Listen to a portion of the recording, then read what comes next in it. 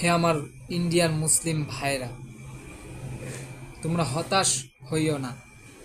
আমরা দেখতে পারছি ভাই অনেক ভিডিওতে তোমরা কিরূপভাবে নির্যাতিত হচ্ছ, কিরূপভাবে তোমাদের ধর্মীয় আস্থা মসজিদ একের পর এক ভাঙছে ক্ষমতার জোরে। কিন্তু আমি তবুও বলবো, একটা মুসলিম হিসাবে তোমরা হতাশ হইও না, কারণ এটা হলো শেষ জামানা।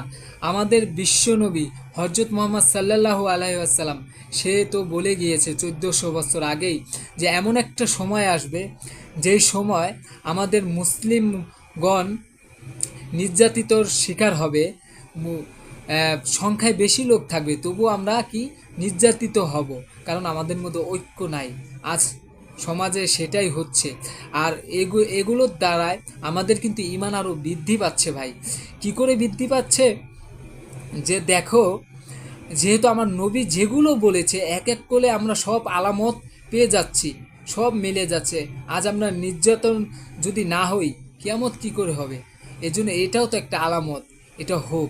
কিন্তু যারা আমাদের নির্যাতিত করছে, যারা আমাদের ধর্মীয় আস্থা ভাঙছে, একটা কথা মনে রাখবে মুসলিম ভাই, আজ তোমরা এই দুনিয়াতে নির্যাতিত ঠিকই হচ্ছ, কিন্তু আখেরাতে এর পুরস্কার অবশ্যই আল্লাহ পাক তোমাদের দেবে। যারা যারা নির্যাতিত হচ্ছ, অবশ্যই আল্লাহ পাকের পুরস্কার তোমাদের দেবে। আর যারা তোমাদের নির্যাতন করলো, যারা অবিচার করলো ক্ষমতার জোরে, তাদের চোখের পর্দা ওই কিয়ামতের ময়দানের দিন আল্লাহ পাক উঠিয়ে দেবে। তারা সৎ চোখে সব দেখতে পারবে, তখন তারাও বিশ্বাস করবে না এগুলো হতে পারে।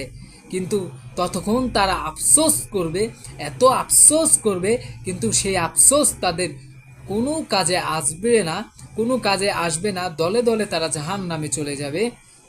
আর সেই উজ্জ্বল মুখগুলো থাকবে যারা এক আল্লাহর প্রতি বিশ্বাস করেছিল। এত আঘাত, এত ঝড় সহ্য করেও সেই আল্লাহর প্রতি আস্থা রেখেছিল, বিশ্বাস রেখেছিল, সেই আল্লাহর পথ থেকে ছিটকে দূরে যায়নি। তাদের প্রতি আল্লাহ পাক অবশ্যই সে অসীম পুরস্কার রেখে দিবে, পুরস্কার তাকে দেবে। আর যেসব হিন্দু ভাইরা আমাদের উপর অত্যাচার করলো, আমি বলি ভাই, আপনারাও একদিন মরবেন, এটা তো বিশ্বাস যান। আমাদের ধর্ম বিশ্বাস না যান, কিন্তু মরবেন এটা তো বিশ্বাস যান। ভালো মন্দ তো আপনাদের কর্মফলও তো আপনাদের ধর্মতে আছে। খারাপ করলে খারাপ, ভালো করলে খারাপ, ভালো।